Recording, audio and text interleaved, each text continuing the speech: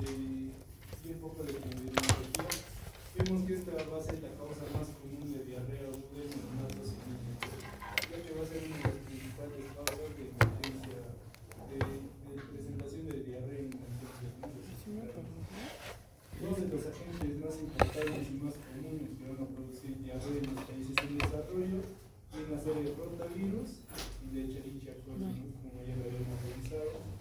Se estima que el rotavirus causa un 28% de la diarrea severa y resulta en casi 10 millones de episodios severos y más de 193.000 muertes a escala global. El 72% de las muertes asociadas a diarrea ocurren antes de los 2 años de edad, que es nuestra población, que tenemos que observar. Entonces, el rotavirus, dentro de una observación microbiológica, va a presentar una forma simétrica y cosaédrica, pero a diferencia de los virus que vimos en la anterior clase, esta no va a tener una envoltura lipídica. Entonces, este tipo de virus, el rotavirus, va a pertenecer a la familia de Reoviridae, que por sus siglas esto va a significar respiratory enteric orphan. Se pensaba, ¿no?, antes que era un virus que solo causaba síntomas respiratorios o síntomas entéricos, y por eso le llaman orphan, ¿no?, como huérfano, porque presentaba síntomas aislados. Entonces por eso tiene ese nombre. Esta familia está dividida en 6 grupos serológicos de la A a la H, pero vemos que solo 4 de estos grupos serológicos van a presentar la enfermedad en los humanos, ¿no?, que vienen a ser grupo A, B, C y H. Y el mayor porcentaje de infección en humanos, en un 90%, vemos que está en el grupo A. El grupo A va a presentar también subgrupos, que es el SG1, el SG2, el SG1 más SG2 y SG no 1 y SG no 2. Dentro del serotipo y genotipo tenemos el BP7 y el BP4. El BP7 que va a tener serotipo y genotipo, que va a ser una glicoproteína que se va a dividir en 27, pero 12 van a ser los que van a causar enfermedad en el humano, ¿ya? 12 van a ser solo el genotipo que va a infectar al humano. En cuanto al BP4, también va a tener serotipo, genotipo, y esta va a ser una proteasa, que van a ser 37, pero 15 se van a infectar al humano, ¿no? Solo 15. Bueno, aquí, como podemos ver en la imagen, viene a ser un estudio que se ha desarrollado en México, donde vieron el curso natural de rotavirus con una población, como podemos ver aquí, una población de 200 recién nacidos seguidos desde el nacimiento hasta los 2 años, ¿no? Y se utilizó la muestra de materia fecal semanal, ¿no?, para hacer el seguimiento a todos estos recién nacidos.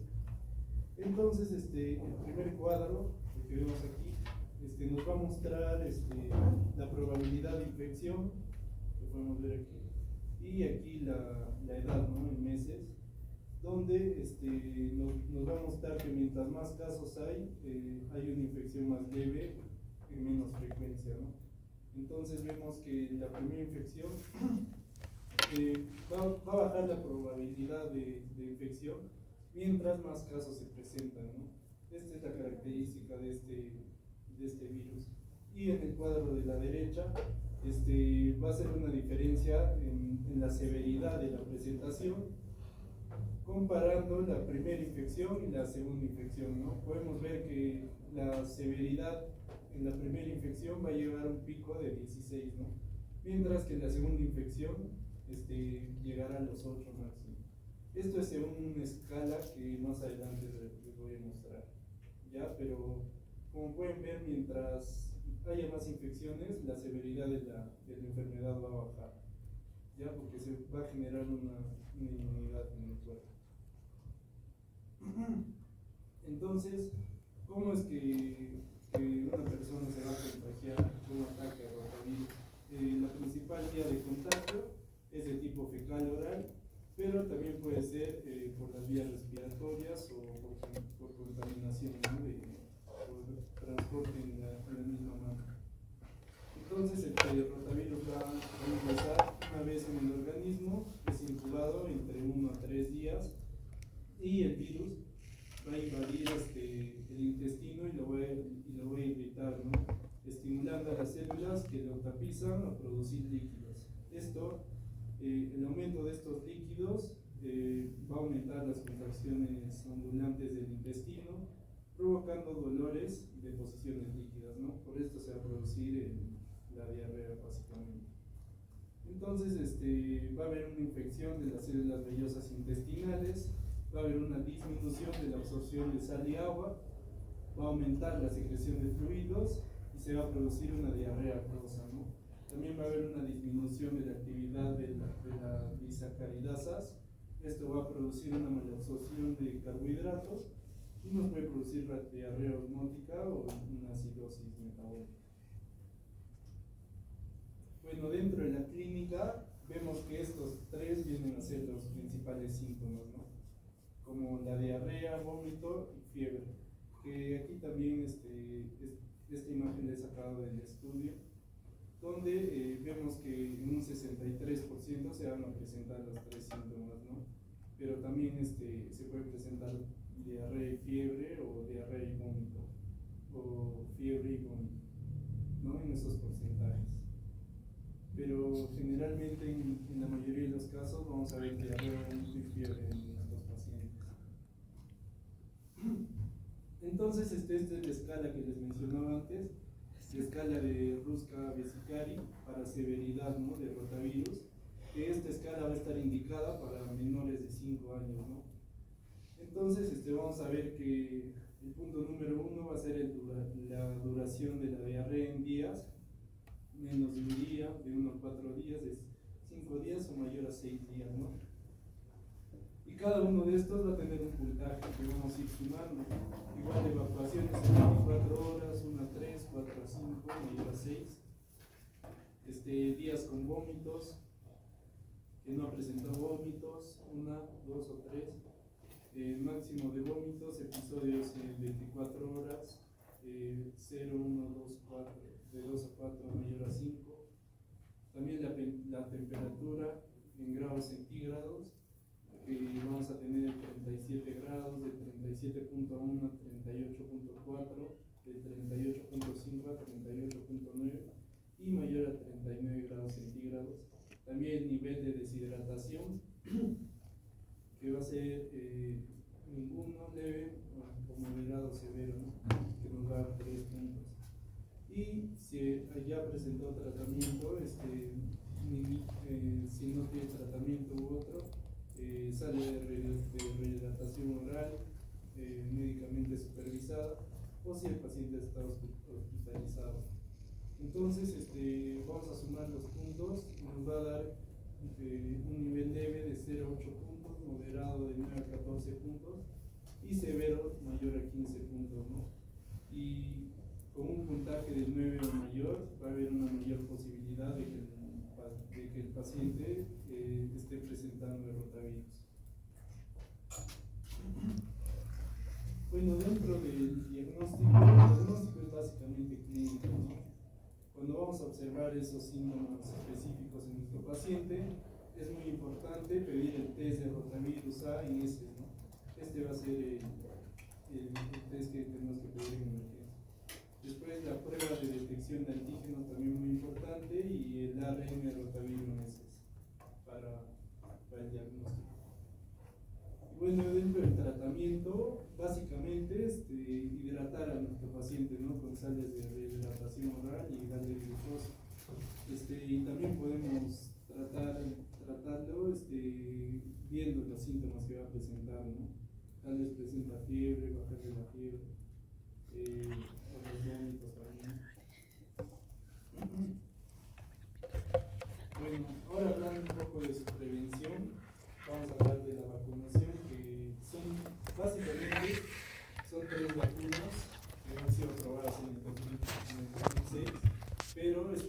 vacuna fue descartada porque presentaba muchos efectos adversos. Entonces, solo que actualmente son utilizadas la Rotarix y la Rotatec, ¿no? Esta Rotarix, que va a ser una vacuna antirrotavirus viva atenuada, que va a ser monovalente, una dosis de 1.5 mililitros y se va a administrar vía oral, ¿no? El esquema de vacunación va a constar de 2 dosis. La primera dosis debe ser administrada a partir de la sexta semana de edad y debe haber un intervalo de al menos 4 semanas entre dosis, y la pauta de vacunación debería ser administrada preferentemente antes de las 16 semanas de edad, pero debe estar finalizada a las 24 semanas de edad, ¿no? Entonces, la primera dosis posterior o a partir de la sexta semana de edad. Y aquí son 2 dosis. En cambio, la Rotatec, que va a ser esta vacuna va a ser pentavalente, la vacuna va a contener 5 tipos de cepas de rotavirus. También va a ser administrada en solución oral, y la pauta de vacunación va a constar de 3 dosis, ¿no? La primera dosis se va a administrar a partir de la sexta semana de edad y no más tarde de la 12ª semana de edad, y debe haber intervalos de al menos 4 semanas entre dosis, ¿no? Y la tercera dosis o la última, si es necesario, se puede administrar hasta la 32ª semana de edad. Estas serían las 2 vacunas. Y esa sería mi bibliografía. Gracias. Muy bien.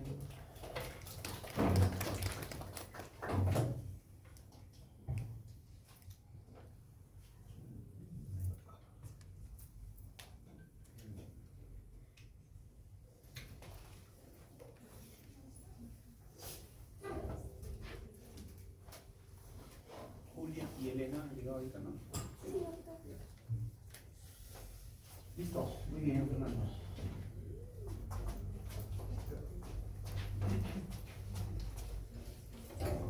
A ver.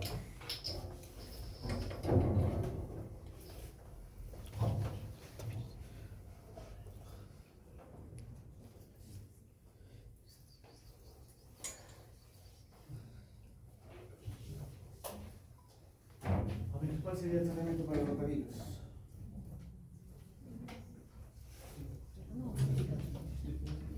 No hay tratamiento específico, ¿no es cierto? Solamente el tratamiento es sintomático y enfocado en la hidratación. ¿Y en qué momento hay que vacunar para el rotavirus?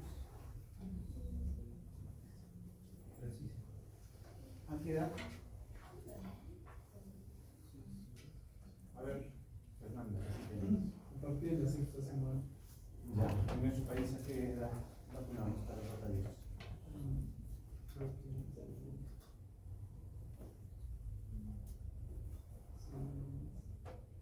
A los 2 y a los 4 meses. ¿Sí? Tiene que ser, ¿qué se llama? Antes de las 12 semanas de vida, de preferencia. ¿Por qué? Porque se ha visto de que después de eso incluso hay más chance de producir un efecto colateral que es posible y que era un poquito más frecuente con las primeras vacunas para el rotavirus. ¿Cuál es ese efecto colateral de la vacuna para el rotavirus? ¿No es cierto? Que se vio con las primeras vacunas para el rotavirus.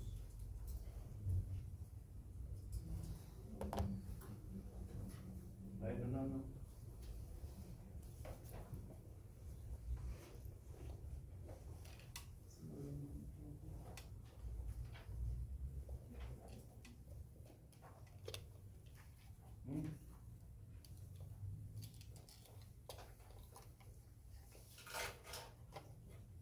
Intussuscepción, o sea, cuando se vacuna un poquito más tarde, hay un chance mayor de que se produzca intussuscepción, que de hecho es una cosa muy rara, infrecuente, ¿no? Pero que fue el principal motivo por el que al principio, cuando se comenzó a utilizar la vacuna para el rotavirus, pues se dejó de utilizar por un tiempo y se volvió a revisar, ¿no es cierto? Y ver si realmente era así. Y se demostró que no había eso, ¿no? Por lo menos cuando se administraba en el momento adecuado. ¿Ya?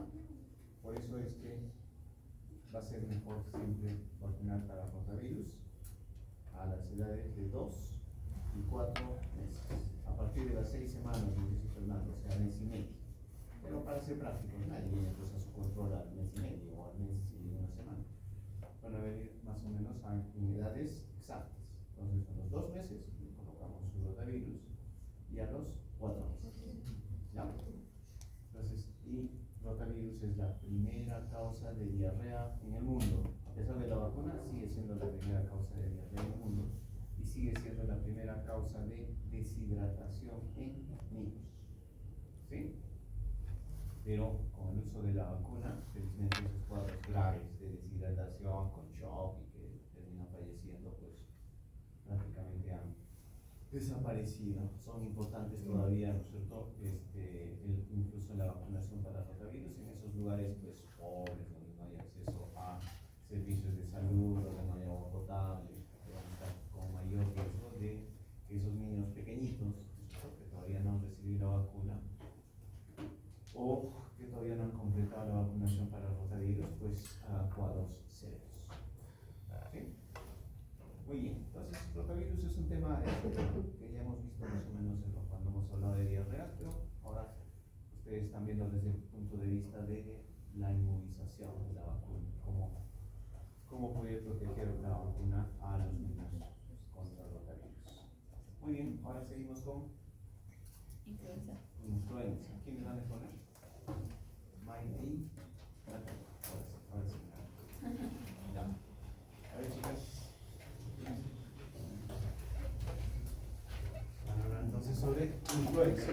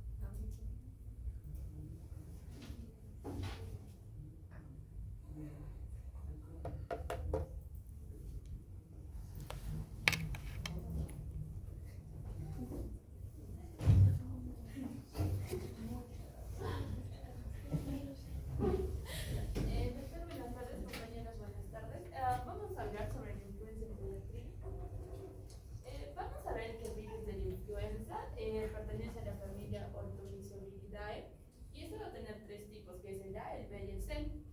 El A y el B producen epidemias anuales, por eso existen vacunas que se hace cada año, ¿no? Y el tipo C son enfermedades leves, esporádicas, para este no existen vacunas. Aparte de los tipos A, B, C, se subdivide en influenza tipo A de acuerdo a los antígenos de superficie, que es la hemaglutinina, como vemos aquí, y lo que es la neuraminidasa. De acuerdo a esto se va variando, ¿no? Es por eso que, por ejemplo, la H1N1, la gripe porcina, ¿no? Los números, o por ejemplo, el H3N2 que se vio en el 2010 y el H1N1 que se vio en el 2009. Vamos a ver que si existe una variación menor, se va a llamar deriva antigénica y esta va a producir lo que son las epidemias estacionales. Y si va a haber una variación mayor en estos antígenos, y se dice que más es en la hemaglutinina, se llama cambio antigénico y este va a producir pandemias, ¿no? Como pasó en el 2009. ¿Sí? Hablando de la epidemiología, vamos a ver que este es altamente contagioso y se transmite a través de las gotas respiratorias grandes, ¿no? Como en los estornudos, en la tos, y en menor cantidad va a ser contagioso en las superficies contaminadas. Este virus se va a eliminar en 3 días. Estos gráficos los saqué del Centro Nacional de Epidemiología, Prevención y Control de Enfermedades, que los gráficos lo tiene semanalmente, lo tiene hasta la semana 16 y por lo que vi la última actualización fue el 19 de abril. Este gráfico representa a nivel de todo el Perú, donde vemos que los casos de influenza tipo A se presentó hubo 984 casos, de la influenza A eran 464, de la influenza H1N1 495 y del H3N2 hubo 25 casos y de la influenza B 88 y de la influenza B Victoria 88. Esto es en todas las edades en todo el Perú, pero hay un cuadro, este cuadro representa a las estadísticas solo en niños, donde vamos a ver de que de influenza tipo A hay 334 casos y de la influenza tipo B hay 58 casos. Este es a nivel de Cusco, en todas las edades a nivel de Cusco, hasta el 19 de abril hubo casos confirmados de la influenza tipo A6, de la influenza H1N1 8 y de la influenza de Victoria 2. En niños, en Cusco, solo se detectó lo que es la influenza tipo A, 5 casos. Esta semana más o menos es a fines de marzo y esta es a fines de febrero, que es inicios de marzo. Y como vemos, esta es en la semana, hay 3 casos en el mes de abril, en este mes hubo, ¿no? A inicios. Ahora, hablando de las manifestaciones clínicas, vamos a ver de que primero va a empezar con lo que es la fiebre, los escalofríos, el dolor de cabeza y el dolor muscular. Posterior a estos síntomas se incrementa lo que es el dolor de garganta, la tos seca y la rinitis. Se dice que, según el libro, la recuperación es de 3 a 7 días y en lactantes se va a presentar como una enfermedad inespecífica, ¿no? Y se puede parecer incluso hasta sepsis. Y vamos a ver que, como ya lo hemos estado hablando durante las clases anteriores del anterior aporte, en lactante y en niños pequeños, va a producir lo que es la otitis media aguda, el croup y la bronquitis. Al igual que existe en la varicela, en influenza también va a presentar lo que es el síndrome de Reye, que es cuando hay influenza más el uso de aspirina. Y como sabemos, este síndrome va a presentar hepatomegalia y lo que es la encefalopatía. Para el diagnóstico, se hacen estas pruebas en niños con la clínica y se dice que se hace un hisopado, ¿no? Es mejor lo que es el hisopado nasofaringio, pero por cuestiones prácticas no se hace el hisopado nasal, que también es aceptable, ¿no? Y algo importante es que ese hisopado se debe hacer lo más antes posible, porque a medida que pase el tiempo va a disminuir lo que es la cantidad de virus excretado.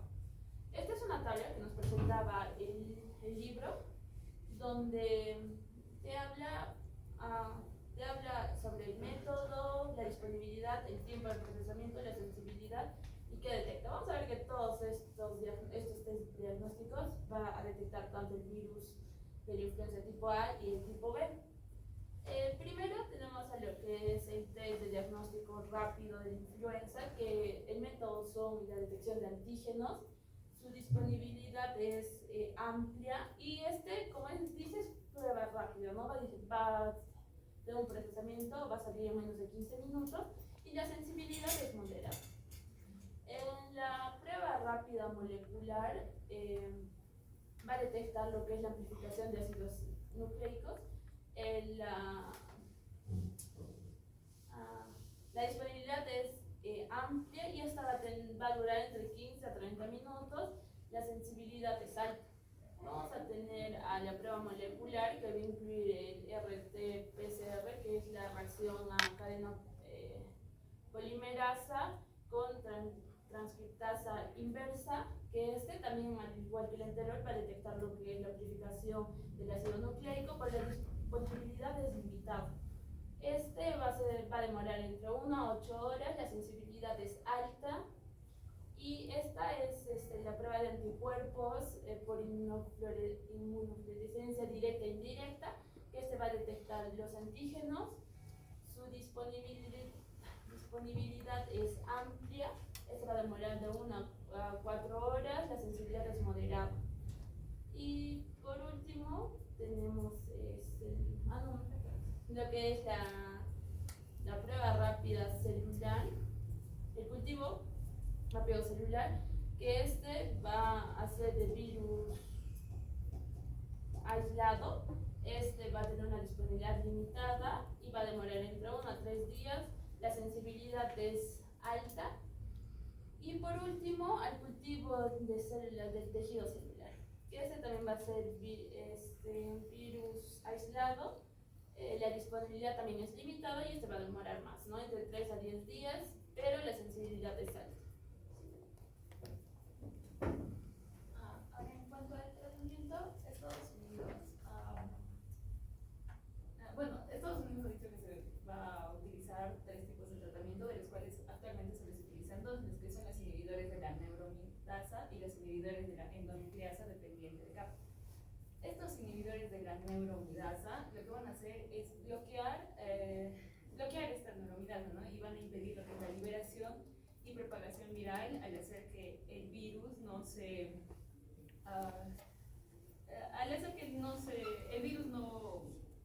actúe sobre la célula sana, ¿no? Mientras que los inhibidores de la endonucleasa dependientes van a bloquear lo que es la transcripción del ARN y la replicación de esta misma, ¿no? Tenemos 3 tipos de tratamiento en lo que son los inhibidores de la neuromitasa, que es el oseltamivir, que es el que se utiliza mayormente de forma oral, el zanamivir, que es de forma inhalada, y el peramivir, que es de forma intravenosa. Y lo que es los inhibidores de la endonucleasa va a estar el valoxazivir, valoxib.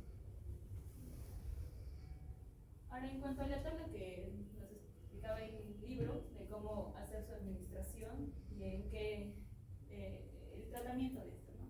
El oseltamivir va a estar indicado en lo que es las cepas del virus, tanto el A y B, y el tratamiento en las indicaciones para el 2023 estaba indicado en pacientes menores a partir de los 14 semanas.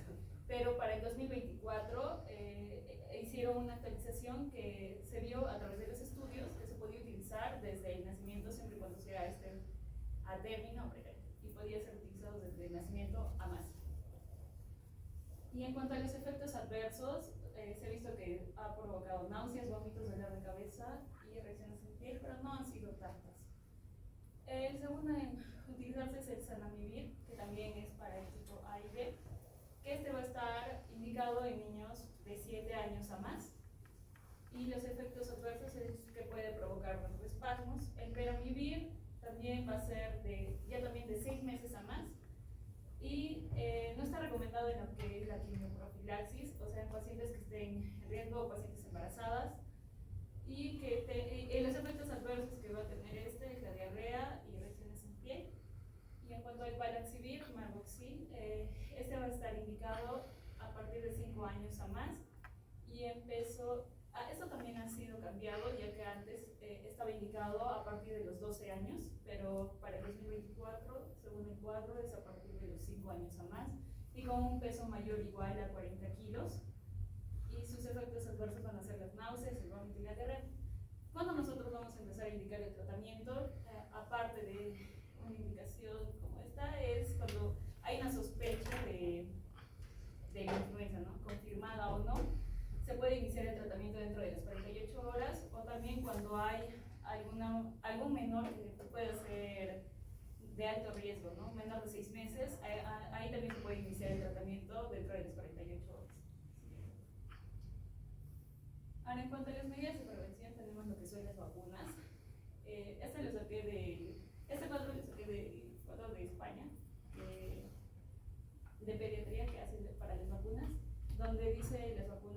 disponibles. Bueno, ¿qué va a hacer esta vacuna, no? Lo que va a hacer es que va a ingresar al organismo y a través de los anticuerpos van a combatir la infección de las 3 cepas, haciendo que el virus no se replique, no se adhiera a las células sanas y que cuando nosotros estemos expuestos a lo que es la influenza, nuestros anticuerpos puedan actuar para que impidan la adhesión de estas, ¿no? En cuanto a las vacunas que se encuentran, es la Flucelvax, que esta va a ser a través de un cultivo celular, o sea que ha sido aislado y colocado en laboratorio, y va a ser a partir de mayores de 2 años. El Fluarix Tetra, junto con todas las demás vacunas que van a salir también en cultivo en huevo, que ya también han sido aislados en huevos de gallinas para hacer la replicación del virus. Y la única que va a estar atenuada, y todas estas van a ser inactivas, o sea que el virus no se encuentra activo, mientras que la influenza va a estar atenuada, donde el virus ha sido debilitado, modificado, pero aún puede hacer una expresión en el organismo, ¿no? Puede reaccionar. Esta vacuna de la influenza es la única que va a estar desde los 2 a los 17 años y las demás van a ser a partir de mayor a 6 meses. Pero en el Perú, la indicación es que los niños menores de 1 año van a recibir 2 dosis, a los 6 y a los 7 meses, y a partir de 1 año van a recibir la dosis anual hasta los 5 años. Y los niños de 6 a 8 meses que no hayan sido vacunados van a recibir 2 dosis con un intervalo de 4 semanas. Y también para los que son lo que es la quimioprofilaxis, que son pacientes en riesgo, ¿no? Pacientes mujeres embarazadas que hayan estado en algún contacto con el virus, también tienen que recibir, pueden recibir el tratamiento. Eso sería todo. Muy bien. Y de prevención. Bueno, como resumen, como método de prevención, se va a utilizar en niños menores de 2 años y en nuestra edad, de mayor a 6-7 meses a 23 meses, mujeres a partir de 4 meses de gestación, adultos mayores, personas con alguna comorbilidad y los que somos personal de salud que estamos expuestos al virus, ¿no? Constantemente, que se va a revisar anualmente. Y para prevenir la influenza, el lavado de manos, taparse la boca y toser y abrir las ventanas. Muy bien. ¿Alguien de la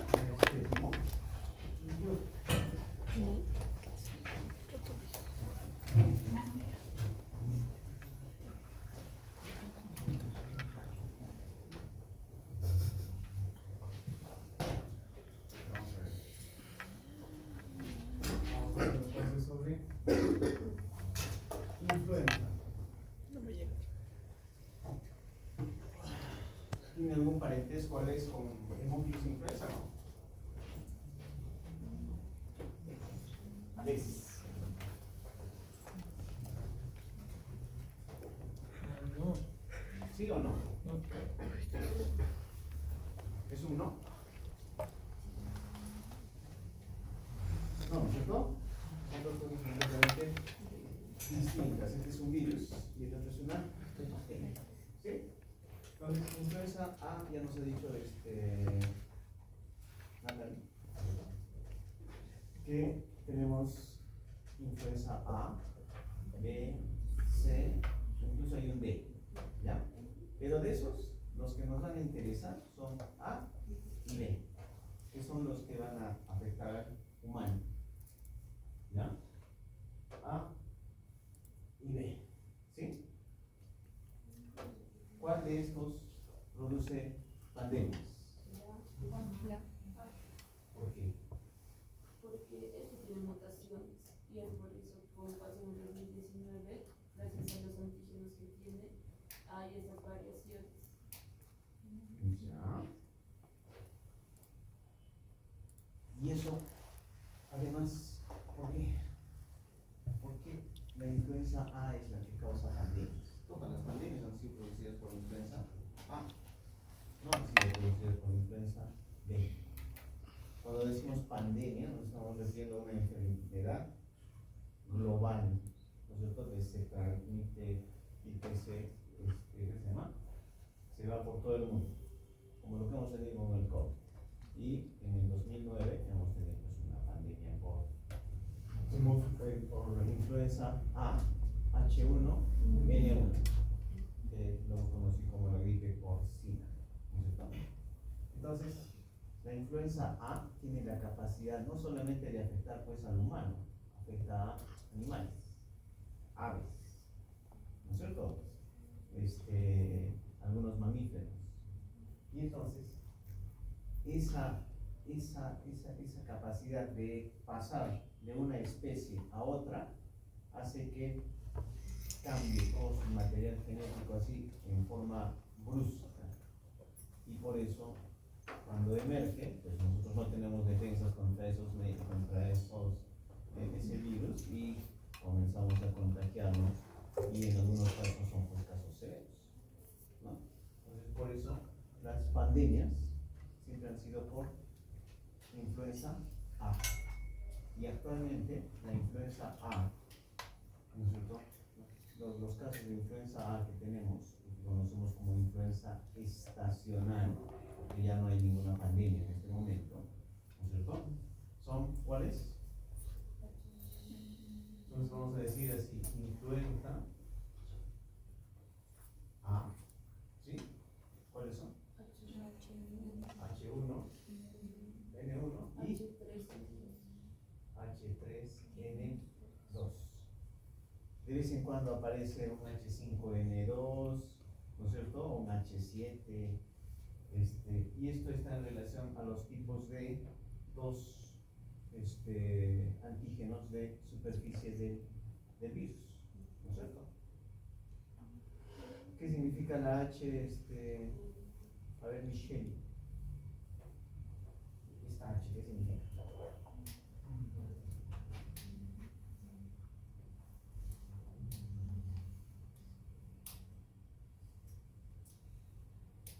¿Qué significa, chicos? Hemaglutinina. ¿Sí? ¿Y la N? Neuraminidasa. Se tienen que saber, ¿no?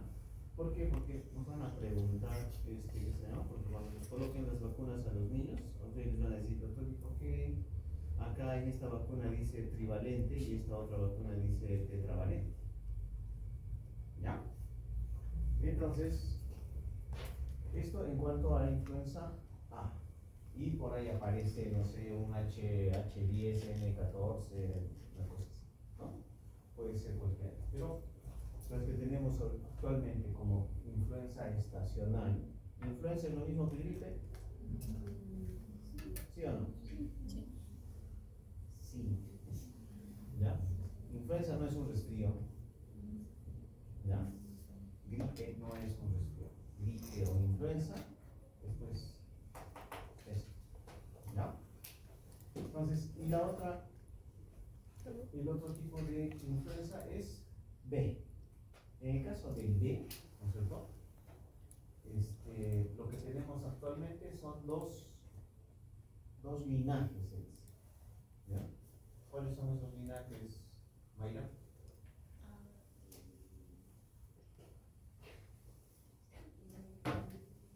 A ver.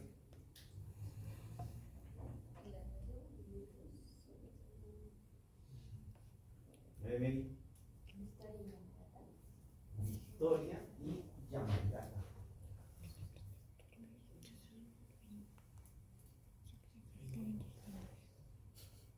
¿Ya? ¿Han visto pacientes con influenza así demostrado, ¿no es cierto? ¿Han visto o no?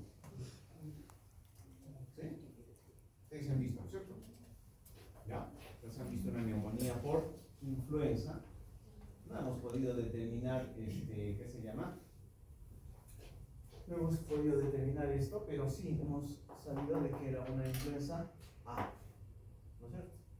No sabíamos si era H1N1, suponemos, o H3N2. Los últimos casos que se supone hemos tenido han sido H1N1, ¿ya?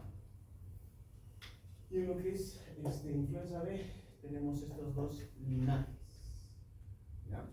Se llama Victoria y Yamagata. Entonces, hay una vacuna que se llama decimos trivalente, y hay otra que es tetravalente. La tetravalente tiene a estos 4. Tiene H1, tiene H1N1, tiene H3N2, tiene Victoria y tiene Yamagata. Se llama tetravalente. Y la trivalente tiene obligatoriamente estos 2, ¿sí? Y uno de estos. ¿Ya? ¿En base a qué? A epidemiología. O sea, ven, a ver, la última vez, ¿qué se llama? A ver, en el hemisferio norte, ¿qué es lo que estuvo circulando? Ya está, ese se incluye en la trivalente. La que ponemos nosotros en el Ministerio de Salud, ¿no es cierto? Es una trivalente, que va estos 2 sí o sí, y uno de estos 2. ¿Sí? ¿No? Pero hay vacuna tetravalente que me incluye los 4. O sea, ya no tengo que escoger a ver cuál de estos voy a usar. ¿Ok? ¿No? En cuanto al tratamiento, ustedes han visto qué medicamentos se pueden utilizar. El que tenemos a la mano nosotros es oseltamivir, pero solemos no usar. Sabemos cómo está el paciente. Y nuestro último paciente que ha tenido que hecho neumonía por influenza, ustedes han visto ya, las chicas que han estado conmigo, no le hemos dado nada. Ha estado con sintomáticos, oxígeno y punto. ¿Ya? No. Estuvo 2, 3 días así mal, ¿no es cierto? Y después comenzó a mejorar. No le hemos dado ningún tratamiento. ¿No? Y el oseltamivir, ustedes han visto, tiene varios efectos colaterales. Buena parte de los niños no lo toleran, vómito, dolor abdominal. Entonces, tenemos problemas ahí con el oseltamivir. Muy bien. ¿Qué sigue? Paperas. ¿Quién va a hablar sobre paperas? Ahí. A ver. ¿Empieza a dar paperas? Sí. ¿En qué año? ¿En 2017? 18. Claro, en 2017, 18 ustedes estaban en el colegio. ¿No? 17. Ya estaban en la U. Ya, justo antes de la pandemia hemos tenido un brote de paperas que ha barrido con los colegios y con las universidades. ¿Ya? Me acuerdo, había colegios en los que la mitad estaban en su casa porque estaban contagiados. ¿Ya? Entonces, si han visto paperas, han vivido paperas. Vamos a ver. Adelante. Doctor, buenas tardes, compañeros, buenas tardes. En esta oportunidad voy a exponer sobre las paperas. Bueno, esta es una enfermedad también llamada parotiditis, que bueno, se va a caracterizar porque es una enfermedad viral que normalmente va a agarrar tanto a niños como a adolescentes. Y vamos a ver que esto va a variar de rango de edad. Este es causado por el virus de la papera, que es el Paramyxoviridae, que es del género Rubolavirus. Bueno, como les dije, la etiología, este virus de la papera, que hemos dicho Paramyxovirus, es de la familia Paramyxoviridae. Y este tipo de virus viene a ser un virus ARN, que normalmente es sencillo, simple y que tiene su polaridad negativa. Que esto es muy característico, muy importante, porque eso es lo que le da el tropismo hacia la glándula que vamos a observar. Bueno, epidemiológicamente vamos a ver que esto afecta a niños, bueno, en un promedio de un rango de edad entre 5 y 15 años, pero puede dar a menores de 5 años también, y muy raro es ver en menores de 1 año. Puede dar a personas mayores de 15 años también, claro, y muy raro, o se ha hecho más o menos un promedio hasta los 24 o 25 años que puede dar. En adultos se ha visto, sí se ha visto, que es muy raro también. Este tiene una incidencia que ha disminuido bastante con lo que es las vacunas, que es la triple viral, que también hay la tetraviral, la vacuna tetraviral también, que lo vamos a mencionar más adelante. Esta se puede transmitir por las gotas flu, por contacto directo o por algunas secreciones respiratorias que pueda haber. Y bueno, donde lo vamos a encontrar más o menos en mayor cantidad puede ser en invierno y en primavera, ¿no? Y el humano es el único reservorio de esto. Bueno, hablando un poco de su fisiopatología, lo que hay que saber es que el virus va a ingresar a lo que es a la nasofaringe y a algunos ganglios que puedan estar ahí y va a empezar a reproducirse. Esa va a ser nuestra primera fase, que es la fase de replicación primaria. Una vez esta se va a empezar a diseminar hematógena por la sangre y va a pasar a lo que vendría a ser nuestro segundo paso, que es la viremia primaria, que ocurre más o menos entre 3 a 7 días. ¿Para qué? Para llegar a las glándulas salivales, principalmente que lo que vendría a ser la parótida. Por eso es que tiene la carga negativa esto. Después de eso, va a empezar a dar otros síntomas, que vendría a ser nuestro tercero, que es la invasión de la glándula salival, con los síntomas que vamos a explicar más adelante. Y bueno, si sigue avanzando, puede haber una invasión a otros órganos, ¿no? Como podemos ver ahí, que es la orquitis o epidimitis, la miocarditis, meningoencefalitis, artritis, pancreatitis o glomerulonefritis. Esto vendría a ser ya las complicaciones, y no sé, cuando es algo complicado. Bueno, hablando clínicamente, tiene un periodo de incubación más o menos entre 16 a 18 días, más o menos un promedio entre 12 a 25. Y la clínica está en 2 fases. La primera fase, que vendría a ser la prodrómica, que dura entre 1 a 2 días, que viene a ser como fiebre baja, o puede tener también fiebre alta, malestar general, cefalea, mialgias, anorexia, que no va nada con el cuadro que vendría a ser la parotiditis. Y la fase aguda, que vendría a ser la propia tumefacción de la glándula, ¿no?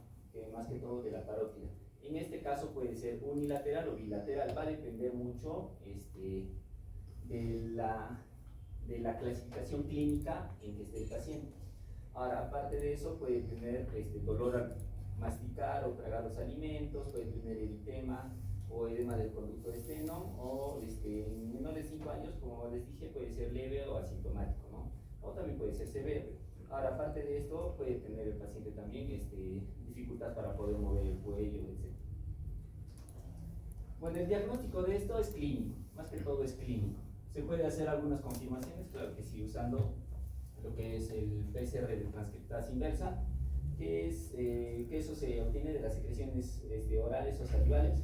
También se puede hacer por serología, que vendría a ser de la inmunoglobulina M, o seroconversión de la inmunoglobulina G. Pues se puede aislar también el virus en cultivo, que eso normalmente no se hace, y bueno, los brotes, ¿no? De acuerdo a lo que pueda haber. En cuanto a eso de los brotes, lo último que se vio en mayor cantidad acá en el Perú, más que todo en Cusco, fue en el 2019, ¿no? Donde hubo el mayor brote. Bueno, en cuanto al tratamiento para esto, no existe tratamiento específico para este virus, pero se puede tratar la sintomatología. Lo que eso se le da es primero los analgésicos, paracetamol, ibuprofeno, dependiendo. Se debe hidratar siempre al paciente y se debe dar alimentos blandos, algo que no pueda incomodar al paciente para que pueda tragar. Y bueno, hay que evitar algunos alimentos ácidos, ¿no? Si el paciente tiene algunas complicaciones, como lo que hemos dicho, la orquitis más que todo, que es la principal complicación que normalmente les dan, tiene que estar en reposo, se tiene que dar un suspensorio total y también se puede dar aires, ¿no? Ahora, en cuanto a la prevención, que es la vacuna, que es lo que se aplica, tenemos la vacuna SRP o triple viral, o también en inglés MMR, que es la que está de sarampión, rubiola, paperas. Esto se aplica normalmente la primera dosis a los 12 meses y la segunda dosis entre los 18, o en algunos otros países entre 4 a 6 años. Esta tiene una eficacia del 88%, dependiendo de la bibliografía que se tome, va a depender eso, porque según comentan, cuando se aplica la primera dosis puede llegar hasta un 85% de eficacia, y aplicando la segunda dosis puede llegar solamente hasta menos del 90% de eficacia. Ahora, ¿se puede aplicar una tercera dosis? Sí se puede aplicar, pero va a ser aquellos pacientes que sí tienen las 2 vacunas y les ha dado papera, entonces se les puede aplicar una tercera. En esos pacientes que se les aplica una tercera dosis, no hay necesidad de hacerles las pruebas auxiliares que hemos visto, no hay necesidad de hacerlo. Ahora, también les mencioné que existe una vacuna tetraviral. En ese caso está incluida lo que es la viruela más. Varicela. Varicela. Bueno, como les mencioné, ahí está el cuadro. Tenemos la de 12 meses, que es la primera dosis, y a los 18 no la segunda dosis, que es de refuerzo. En cuanto a las complicaciones, como lo mencionamos, la principal que tenemos es la otitis, que normalmente está entre el 20 al 30% de los varones va a dar, y esto puede causar atrofia testicular o hasta infertilidad, que eso es muy raro y que se ha visto más o menos en un estudio entre el 5% de todos ellos. Puede dar oforitis, meningitis aséptica, que es la segunda causa después de la otitis, encefalitis, pancreatitis, alguna sordera neurosensorial. Esta sordera neurosensorial es por el mismo hecho de la ubicación, ¿no? Donde está, como tiene tropismo por lo que es la parótida, la glándula parótida, entonces por esa causa. Y la miocarditis, ¿no? Y bueno, eso sería. Entonces, sobre papelas, bueno, ya es evidente, ¿no? ¿No? Cuando se afecta esta región preauricular o están las parótidas, pues hay que sospechar de papelas. ¿Podría ser una adenitis simplemente? Sí, pues puede ser, ¿no? Entonces, ese es el diagnóstico diferencial. Entonces, tienen que reconocer el conducto de esteno que está frente al segundo molar. ¿Sí? Entonces, cuando hay parotiditis, se ve el conducto de esteno. Cuando no hay parotiditis, pueda o no verse este conducto de esteno. Y el temor siempre, en el caso de los varones, es pues la orquitis. Se han visto que tienen chance bajo de producir infertilidad, pero ese riesgo existe. Y pancreatitis. Entonces, ¿cuándo pensarían en pancreatitis? Si tienen un niño que tiene un dolor, pero así abdominal muy intenso, generalmente asociado a vómitos, más elevación de enzimas hepáticas, amilasa, lipasa, observaremos dentro de una complicación como una pancreatitis. ¿Okay? Y pues la última vez que hemos tenido un montón de casos de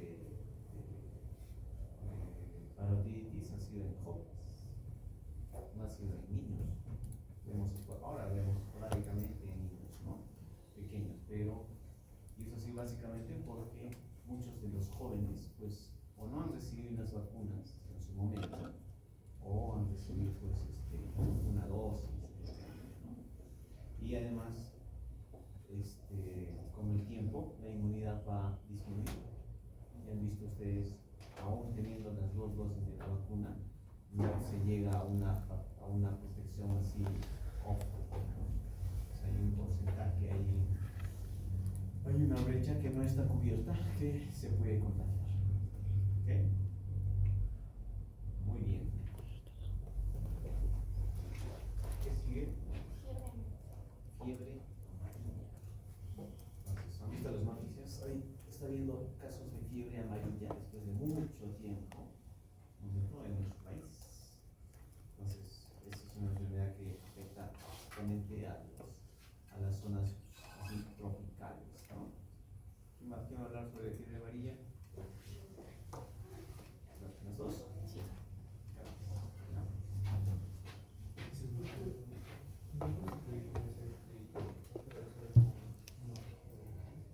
Con adenitis, con linfadenitis.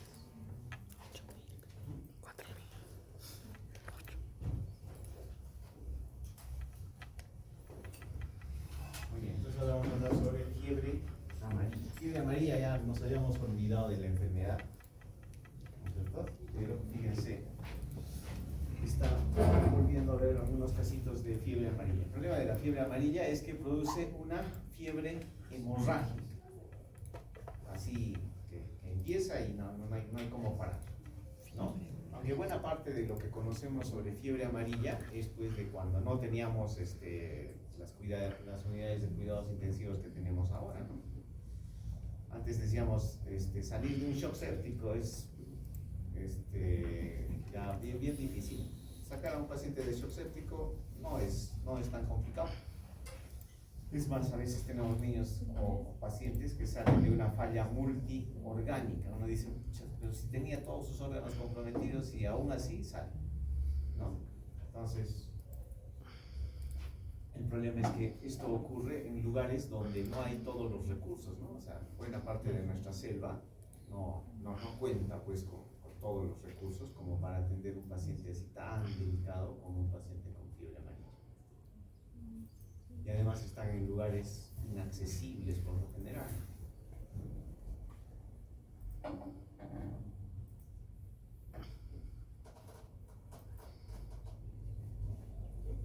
Muy bien, chicas, adelante. Compañeros, vamos a hablar sobre el tema de fiebre amarilla y los virus. Entonces, primero tenemos que saber qué cosas son los arbovirus. Los arbovirus van a ser una familia de virus de tipo ARN que van a ser llevados por los artrópodos. Los arbovirus principalmente son mamíferos, aves y reptiles y se van a transmitir por la picadura de artrópodos hematófagos. En las hembras de los hematófagos, de los pleótomos que son hematófagos, ¿no? Que son, por ejemplo, los mosquitos, las garrapatas, etc. Dentro de la familia de los arbovirus va a tener tres clasificaciones importantes, que son los Burgeriidae, Flaviviridae y Tobacteridae. Dentro de los Burgeriidae tenemos a los que causan la encefalitis de la Crohn, el hantavirus y la fiebre orepuche. Dentro de lo que son los Flaviviridae tenemos el dengue, la fiebre amarilla y virus Zika. Dentro de toda Viridae, lo que es chikungunya y mayar. Entonces, tenemos que entender cómo funciona primero la transmisión, ¿no?, de estos virus. Entonces, tenemos primero el vector, la hembra que se va a tomar, que va a consumir sangre del anfitrión vertebrado virémico, o sea, del que está contagiado, del animal que es su principal hospedador. Este virus va a infectar las células epiteliales del intestino medio del mosquito y es donde se va a reproducir. Va a pasar el torrente circulatorio del huésped a través de los salivales y por medio de la picadura va a liberar a este virus ARN porque la ingurgita, ¿no?, desde sus intestinos de la saliva se reproduce y mediante la picadura lo inocula en el huésped medio, que somos los humanos. Entonces la vía de ingreso va a ser la vía sanguínea por medio de las células diana, que son las células del endotelio capilar, los monocitos y los macrófagos que van a ser infectar. Y se produce lo que es la virosis, es decir, la replicación del virus y liberación en la sangre. La transmisión persona a persona ha sido muy poco documentada, pero se han visto casos, sobre todo por temas de transfusión sanguínea, transplante de órganos, transfusiones sexuales, perinatal o por leche materna. El periodo de incubación normal de este tipo de virus es de 12 a 15 días, se han visto periodos más largos en personas inmunocomprometidas. Y el diagnóstico se basa principalmente en la detección de los anticuerpos en el suero con el clorofilo. En los casos agudos, como cualquier otra infección, con inmunoglobulina M, que se va a dar dentro de los 10 primeros días, inmunoglobulina G, que se va a dar a partir de los 30 a 90 días y que puede persistir por muchos años. Además, se pone también como una forma de diagnóstico más específica el test de amplificación de ácidos nucleicos, que nos permite identificar exactamente a qué virus estamos enfrentando, y la inmunohistoquímica que va a identificar los antígenos específicos de cada virus. La infección por arbovirus va a tener diferentes formas de presentación. Entre ellas tenemos la forma más leve, que va a causar una erupción macropopular con una fiebre leve de curso benigno. También encontramos lo que son los casos, los cuadros hemorrágicos, como la gingivomorragia y otras complicaciones mortales. Y las encefalitis que vienen a ser la presentación más grave de estos cuadros, con una alta tasa de mortalidad y poca recuperación de los pacientes. Hablando específicamente de lo que es la fiebre amarilla, vamos a ver que la fiebre amarilla va a ser un síndrome febril de inicio brusco, que según la información que hemos sacado de la guía clínica de MINSA de Perú, va a ser una fiebre de inicio brusco, tomada de manera axilar, mayor a 38 grados centígrados, cuya presentación se va a dar dentro de los 7 primeros días.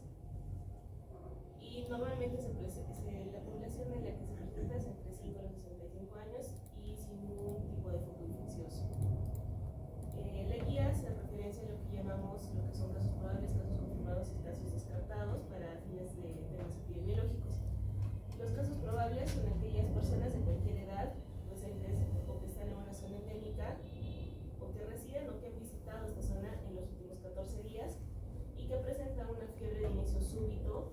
hasta de 7 días y que la presentan además con ictericia y que pueden o no estar vacunados. Y que además presenten uno o más de los siguientes síntomas: escalofríos, cefalea intensa, dolor lumbar, mialgias, postración, congestión facial o conjuntival, náuseas, vómitos y sangrado. Un caso confirmado es aquel que, aparte de la sintomatología y de la presencia de esta persona en una zona endémica, tenemos un laboratorio positivo. Es decir, que se ha podido aislar el virus en el suero, se ha podido identificar la inmunoglobulina M, se ha podido hacer un PCR, el paciente tiene una seroconversión de IgM, la segunda muestra, tras 14 días de iniciados los síntomas. Bueno, se ha podido identificar los anticuerpos de neutralización, o a nivel de los tejidos es que se ha hecho una inmunohistoquímica y esa salió positiva igual que positiva. Y un caso descartado es aquel en el que el paciente, en que hay un antecedente vacunal con evidencia de seroconversión y el laboratorio es negativo, no hay un nexo epidemiológico entre el caso que estamos sospechando de fiebre amarilla y la persona que nunca ha estado en la zona, mucho menos en los 14 últimos días, y cuando hay evidencia de otro diagnóstico que se pueda confirmar evidentemente. Ahora, sobre las zonas endémicas del país, tenemos 12 departamentos y 80 distritos que son afectados por fiebre amarilla. Entre los que nos importan, en las zonas endémicas del Cusco, tenemos distritos de Quindío, Echarate, Pichari, Cambalache, que son los que tienen el monopolio de la inclusión de la fiebre amarilla. Ahora, entre las pruebas de laboratorio que tenemos el hemograma, en el que vamos a apreciar una leucopenia con neutropenia relativa, una linfopenia. En la fase de difusión puede haber leucocitosis en casos de infección bacteriana agregada. También tenemos recursos de hemoglobina y hematocrito, que puede tener una anemia aguda, una hemoglobina menor a 7, por lo que los pacientes generalmente requieren transfusiones sanguíneas, sobre todo en los casos en los que presentan el cuadro hemorrágico. Las plaquetas pueden estar disminuidas, la glucosa se presenta con hipoglicemia, en el caso de la urea puede estar elevada en casos en los que el cuadro curse con una insuficiencia renal aguda. También se verifica lo que es la creatinina, que va a estar elevada por el mismo caso de la insuficiencia renal aguda. Los electrolitos cursan con una hiperpotasemia y con natremia y pueden estar asociados también con la insuficiencia renal aguda. En el caso de las enzimas hepáticas, vamos a verificar lo que es la TP y la TGP, que van a estar bastante altas, generalmente provenientes de la TGO, y con valorarse entre las primeras 48 a 72 horas después de la aparición de la enfermedad. Luego tenemos bilirrubinas totales y fraccionadas, como decía, es un cuadro que va con ictericia. La fosfatasa alcalina, que va a estar normal o ligeramente elevada. Albúmina, que por lo general está normal, entonces no aporta casi nada a lo que es el laboratorio. El tiempo de protrombina y tiempo de coagulación, que sí van a estar alteradas, es lo mismo razón porque se produce el cuadro hemorrágico. En cuanto a la LKG, tenemos acidosis metabólica y alteraciones en el electrocardiograma a causa de una miocarditis espontánea directo del virus sobre el tejido miocárdico o por la hiperpotasemia. El examen de orina puede cursar con una proteinuria y en cuanto al fibrinógeno va a estar disminuido.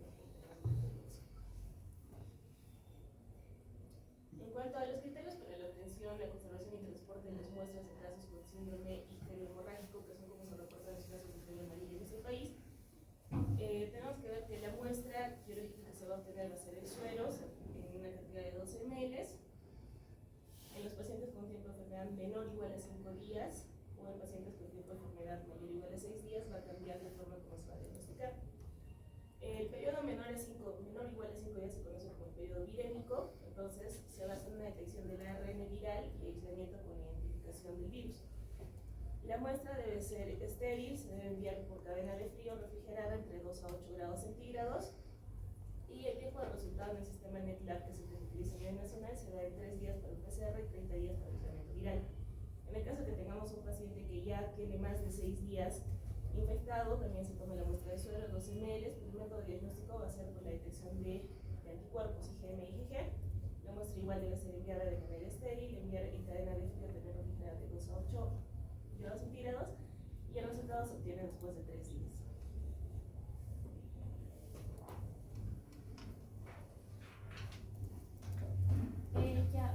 Continuando con la exposición, vamos a ver lo que vendría a ser la clínica, que vamos a ver que en esta enfermedad la clínica va a aparecer de manera repentina entre los 3 a 6 días a partir de lo que fue la picadura del mosquito.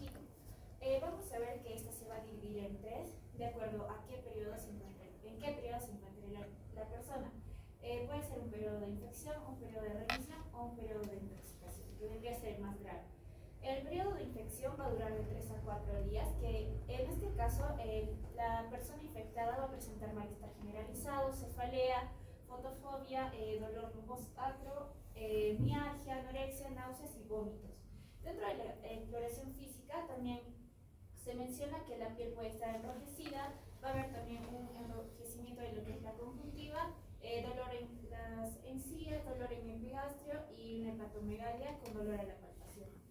Algo que también menciona es que en la lengua se presenta un enrojecimiento característico, la punta y los bordes con una saburra blanca, lo que vendría a ser en el centro de la lengua. El periodo de remisión va a durar 2 días o 48 horas, que esto se caracteriza básicamente porque los síntomas anteriores van a disminuir, especialmente la fiebre, ¿no? Y también se menciona que el 15% de las personas que van a ser infectadas con el virus van a pasar a lo que es un periodo de intoxicación y el resto se va a quedar ahí. El periodo de intoxicación va a durar de 3 a 6 días, que este vendría a ser el más crítico, ya que la paciente, el paciente, en este caso va a presentar fiebre. Lo que se menciona es que la mayoría de pacientes va a estar postrado, va a presentar náuseas, vómitos, oliguria, diálisis hemorrágica. Y también mencionan que esto puede llevar a una insuficiencia multiorgánica debido a los niveles elevados de citocinas proinflamatorias. Entonces, acá es donde se va a presentar también algunas complicaciones, o bueno, va a estar relacionado con disfunción hepática, disfunción renal, hemorragia, lesión miocárdica, lesión del sistema nervioso central y también lo que vendría a ser la pancreatitis.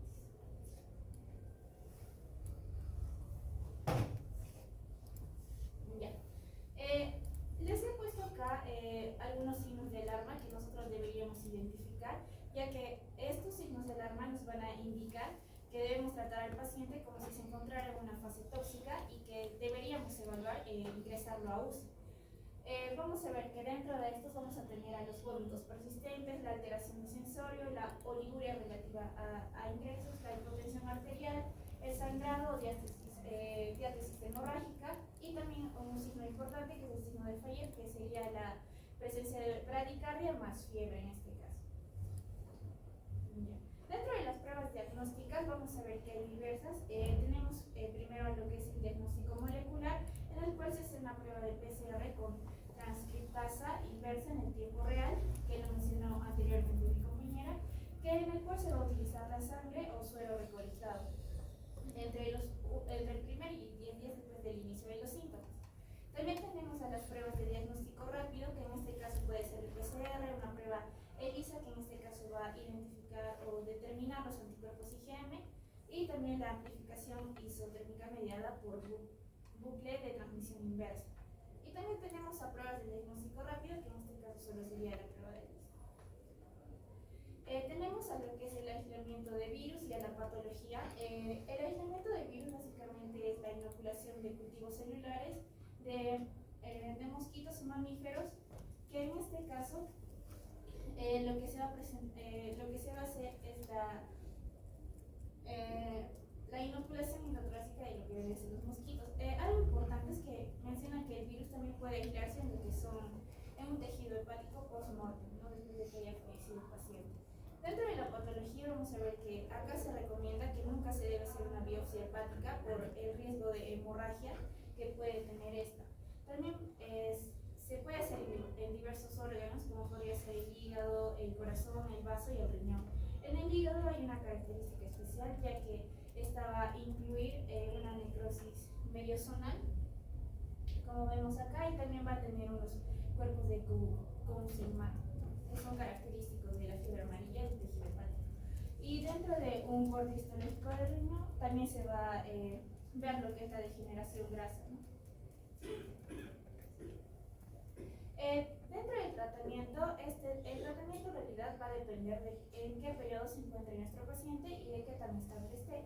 Si se encuentra en una fase de infección, vamos a ver que a este se le va a recomendar el reposo absoluto, una dieta no monoproteica, que lo que se recomienda es mantener al paciente dentro o bajo de un mosquitero hasta la remisión de la fiebre. también sales de rehidratación oral, y en este caso si tiene demasiada fiebre podemos administrarle algunos medios físicos para disminuir esta, o si no, lo que vendría a ser el paracetamol en la dosis que ya conocemos para ellos.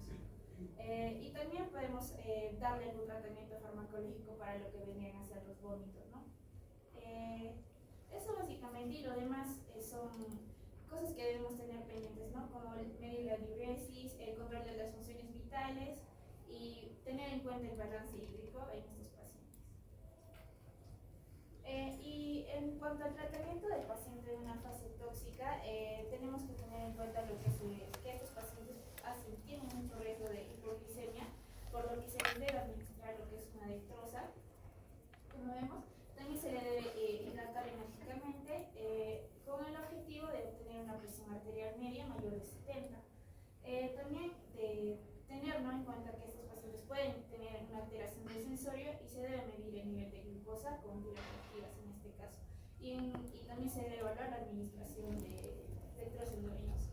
También lo que recomiendan es la colocación del paciente con la cabeza y el tronco levantados a 30 grados para evitar movimientos innecesarios de cabeza y prevenir en este caso que la presión intracraneal aumente. Algunos tratamientos que se mencionan en algunos artículos que están en prueba todavía podría ser la ribavirina, el sofosbuvir y el beneficio de la globulina hiperinmune o el anticuerpo monoclonal o el intercambio de plasma. Ninguna de estas está aprobada hasta ahora al 100%, pero falta hacer estudios en esto. Deberíamos tenerlo en cuenta también. Y en cuanto a la prevención, vamos a ver que la vacuna básicamente se va a administrar en personas en general en 10 días antes de ingresar a una zona endemo-enzootica de fiebre amarilla, y se administra 10 días antes, ya que los anticuerpos neutralizantes se van a formar recién al 8º o 9º día.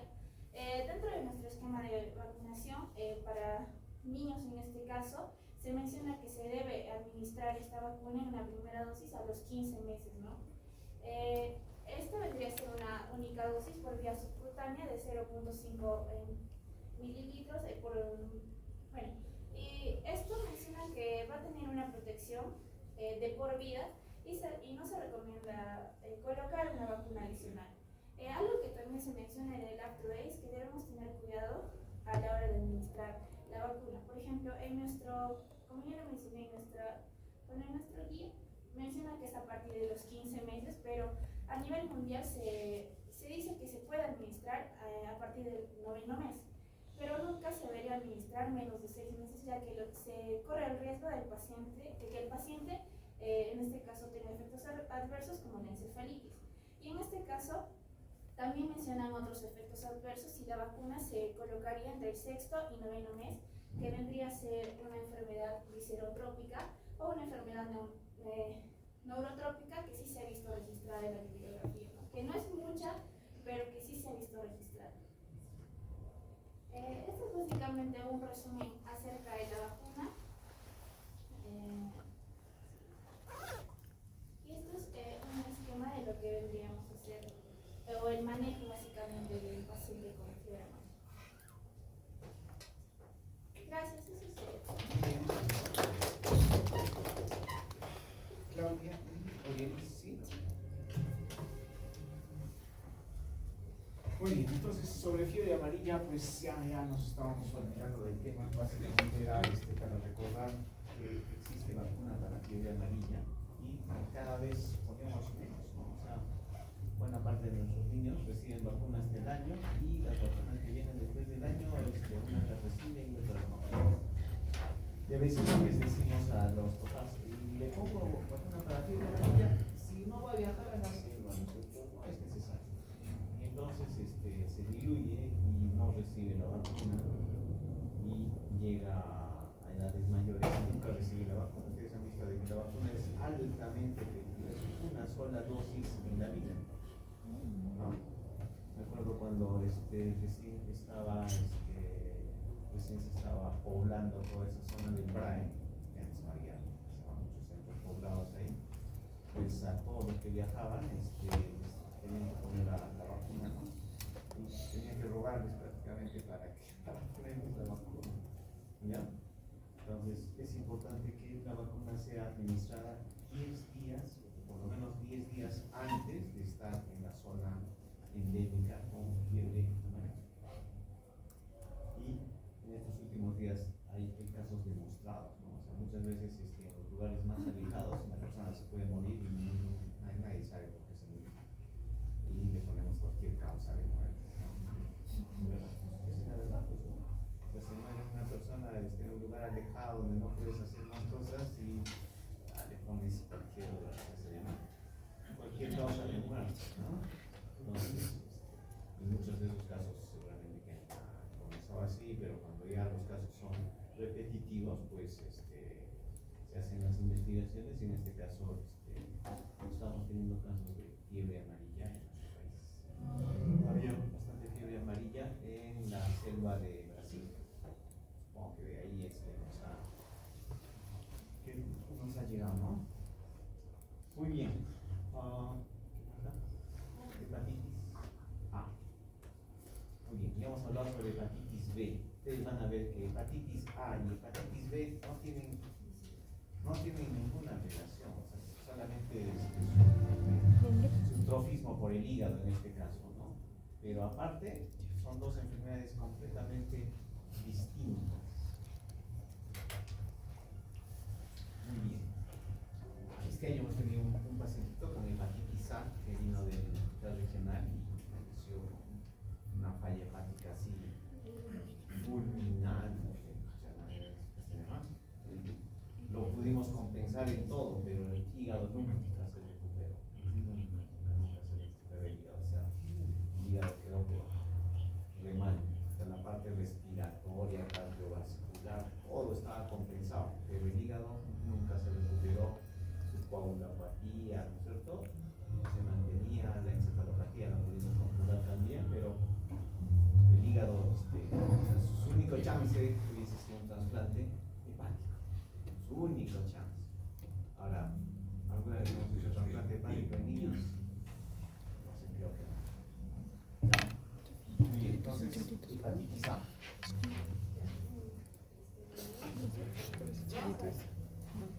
Seguir con el seminario de hepatitis. Bueno, desde el contenido vamos a hablar sobre la etiología, epidemiología, manifestaciones clínicas, diagnóstico, tratamiento y prevención. Bueno, en cuanto a la hepatitis A, vamos a ver que el agente causante es el virus de la hepatitis A, ¿no? Las características de este es un virus pequeño que no tiene envoltura, su ARN va a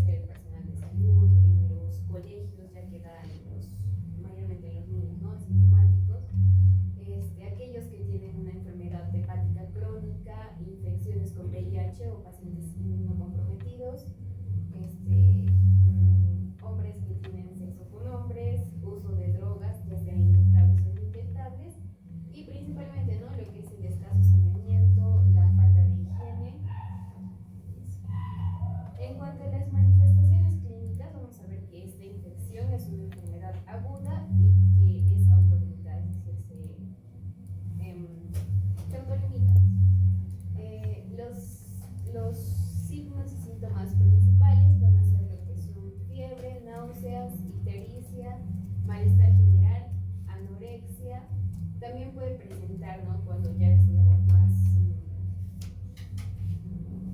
puede presentar lo que es coluria, prurito, hepatomegalia, esplenomegalia, apolia o hipocolia. En cuanto a el periodo de incubación es de 15 a 50 días, aproximadamente unos 28 días. La duración es menos de 2 meses, como les dije, se autolimita. Y del 10 al 15% van a ser sintomáticos o van a ser lo que es una enfermedad prolongada o recurrente hasta los 6 meses. Y la infección es sintomática en un 30%, es decir, es menor en los niños menores de 6 años. Y estos no van a presentar tampoco lo que es ictericia, ¿no? Y en aquellas personas mayores de 6 años hasta la adultez, estos van a ser asintomáticos en un 70%. También puede ocasionar lo que es la hepatitis fulminante, pero no es muy común. Es poco frecuente y se da en aquellas personas que tengan más factores de riesgo o sean propensos, ¿no? Que sean inmunodeprimidas o tengan alguna enfermedad hepática subyacente, y el virus no ocasiona lo que es la infección crónica o una hepatitis crónica, como hacen las mías. En cuanto al diagnóstico, vamos a tener los anticuerpos totales específicos del virus, principalmente es clínico, ¿no? Pero vamos a tener estas siglas diagnósticas, los que son los anticuerpos IgM, que nos indica una infección actual o recurrente, y este es mayormente positivo 5 días antes del inicio de los síntomas y disminuye después de los 6 meses a la infección. La IgG, que aparece poco después de lo que es la aparición de la IgM también, y cuando hay positividad de ambos anticuerpos es porque hay inmunidad, ¿no? También se hace la prueba de ampliación de ácidos nucleicos para hepatitis A, pero no es muy utilizada. En cuanto al tratamiento, solamente se le da, no hay un tratamiento específico para el virus, ¿no? Solo se le da soporte y manejo sintomático a las complicaciones, saneamiento y hidratación. En cuanto a las medidas de control, en las medidas generales obviamente vamos a hacer lo que es la limpieza, la higiene, la buena cocción de los alimentos.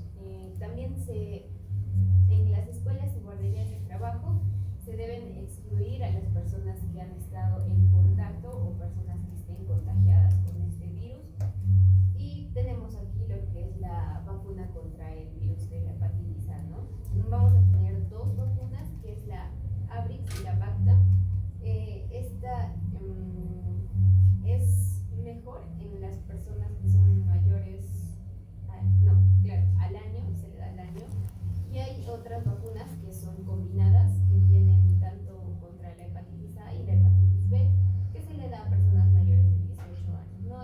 Estas vacunas son muy inmunogénicas, por lo que los anticuerpos aparecen un mes después de haber administrado esta vacuna, y la primera dosis se les da a los 12 meses, ¿no? Tiene una eficacia del 94 al 100%, dura 25 años tras las 2 dosis, y se ha visto que en personas que tengan VIH es óptima, ¿no? Y se debe valorar según la inmunosupresión.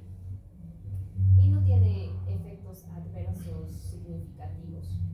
En cuanto a las precauciones, esta no se debe administrar en personas que tengan hipersensibilidad a los componentes, y los test serológicos posinmunización, no por sus altas dosis de secreción de seroconversión en adultos, ¿no?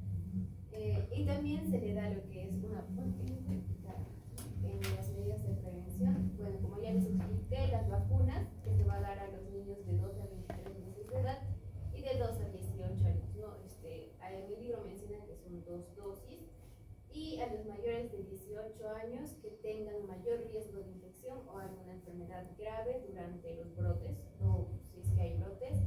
Y también se le debe aplicar las vacunas a las personas que van a estar en contacto o van a ir a zonas endémicas con esta hepatitis, que es de los 6 a 11 meses, a los bebés de 6 a 11 meses, y a las personas del año a los 40 años, y se debe completar, pues, ¿no? Lo que es la serie de vacunación, y a los bebitos menores de 6 meses también para que esté contraindicada la vacuna, se le administra lo que es la inmunoglobulina intramuscular, y a los mayores de 40 años inmunodeprimidos y que tengan enfermedad hepática se les da una dosis única de vacuna, ¿no?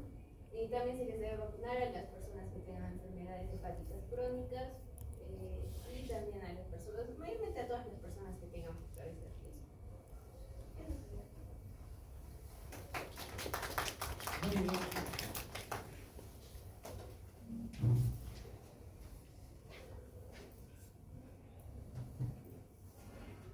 A ver, ¿han visto casos de hepatitis A? ¿Sí? Entonces, ¿cómo va a venir el niño? Hepatitis A va a venir con primero síntomas generales, ¿no? Vómito, dolor abdominal, luego coluria, ¿no? Las orines más oscuras, ictericia, aunque la ictericia por lo general va a ser en niños mayores de 6 años. Los menores de 6 años pueden pasar desapercibidos porque la coluria puede que nadie se dé cuenta, está presente, pero nadie se da cuenta. Pero como no hacen ictericia, su madre dice sí, no, que nos alero, porque ese niño que viene con ictericia, nuestra sospecha va a ser mayor, ¿no? Para una hepatitis A. Ahora, en nuestro país vacunamos para hepatitis A desde hace 2 años recién, ¿no? Entonces, esas cifras en cuanto a epidemiología probablemente de acá a unos años cambien, ¿no? Ya vamos a tener menos casos de hepatitis A. Ahora, ¿cuál es el problema con la hepatitis A? Que un porcentaje pequeñito, pero importante, al final importante, van a hacer pues falla hepática aguda, fulminante, ¿no? Así que va a destrozar el hígado. Y la forma de hacer el diagnóstico es solicitándoles una sola prueba. Le vamos a pedir IgM para hepatitis A. Eso es todo lo que le vamos a pedir. Ahora, si el paciente está mal, pues un hemograma para ver cómo está, ¿no es cierto? Además, sus leucocitos, la hemoglobina, las plaquetas, veremos cómo están sus pruebas hepáticas, su función hepática, hay que ver cómo están esas bilirrubinas, transaminasas, el perfil de coagulación, fundamentalmente tiempo de protrombina, y junto con el tiempo de protrombina, ¿qué vamos a pedir? INR. INR es por encima de 3, ese es el más. Incluso, ¿no es cierto? Pronóstico. Ese paciente tiene pues mal pronóstico. Entonces, en lo que es hepatitis en general, tenemos hepatitis A, ¿no es cierto? Es un virus ARN. Su forma de contagio es fecal oral, ¿sí? Entonces, tenemos varios tipos de hepatitis, tenemos así, pero que entre sí no necesariamente tienen relación, pero son los más importantes. Creo que ya está fea, ¿no es cierto? Pero se conoce un poco. Hepatitis A es fecal oral, es un virus ARN. ¿Existe vacuna? Tiene vacuna, ¿sí? Hepatitis B es un virus. ¿Qué? Es un virus ADN, ¿sí? El contagio es transmisión por vía sexual, transmisión vertical, ¿no es cierto? Y ¿existe vacuna? Sí existe vacuna. La hepatitis C es un virus ARN, pero tiene mucha semejanza con la hepatitis B, por lo menos en su forma de transmisión. ¿Tiene vacuna? ¿Tiene vacuna? No tiene vacuna. ¿Ya? La hepatitis D va muy asociada con la hepatitis B. Su forma de transmisión, igual, ¿no es cierto? ¿Tiene vacuna? No tiene vacuna. Por último, la hepatitis E es un virus ARN muy relacionado con la hepatitis E. ¿Ya? Hepatitis E. ¿Tiene vacuna? ¿Tiene o no tiene? Sí tiene vacuna, pero no es una enfermedad frecuente, por eso es que no está incluido en los calendarios de vacunación, pero tiene vacuna. ¿Ya? O sea, la vacuna existe, se ha desarrollado la vacuna, es altamente efectiva, solo que no es una enfermedad así tan frecuente como hepatitis A. Por eso es que no está incluido en los calendarios de vacunación, pero existe vacuna. Si en algún lugar hubiese un montón de casos de hepatitis E, se quiere prevenir, existe vacuna. ¿Ya? Pero no es una enfermedad que esté incluida normalmente en los calendarios de vacunación. ¿Ya? Entonces, estos virus hepatotropos, en realidad, en el caso de hepatitis A y hepatitis B, son como dos enfermedades completamente distintas. ¿Ya? Pero ustedes han visto ahí una vacuna que se llama Twinrix, ¿no es cierto? Que previene las dos cosas, hepatitis A y hepatitis B. ¿Ya? Entonces, previene las dos cosas, siendo dos enfermedades completamente distintas.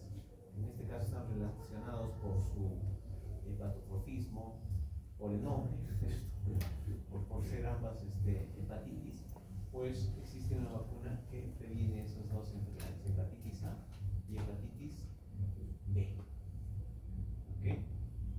Entonces, para hacer diagnóstico de hepatitis A, si ustedes quieren hacer el diagnóstico preciso de hepatitis A, lo que van a hacer es IgM, van a solicitar IgM para hepatitis A. Si quieren hacer diagnóstico de hepatitis B, van a pedir 3 pruebas, ¿no es cierto? Listo. Antígeno de superficie, anticore total y antiantígeno de superficie. ¿Ya? No pidan todo. Nos ha pasado varias veces. Entonces viene el interno y dice, pídele pruebas para hepatitis B. Y por lo que encontró para hepatitis B. Y por ahí sale un antígeno E positivo, pero no tiene nada. ¿Ya? Cuando pedimos exámenes sin mayor justificación, nos metemos en problemas, porque al final no sabemos cómo explicar el resultado. ¿No? Entonces, esos exámenes. Para hepatitis C, ¿qué pedimos?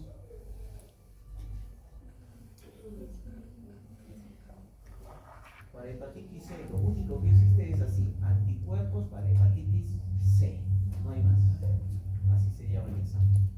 ¿Ah? Un solo examen. ¿Ya?